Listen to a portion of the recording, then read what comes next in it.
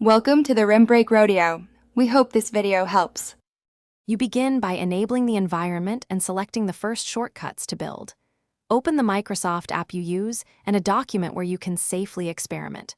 Once done, identify 3 high-value tasks like copy, formatting, and navigation so you focus effort where it saves time.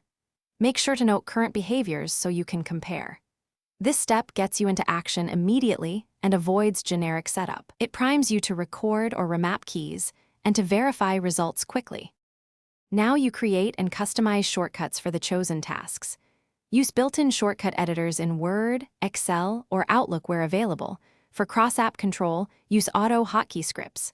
Map keystrokes to macros, quick parts, or ribbon commands so repetitive steps become one motion.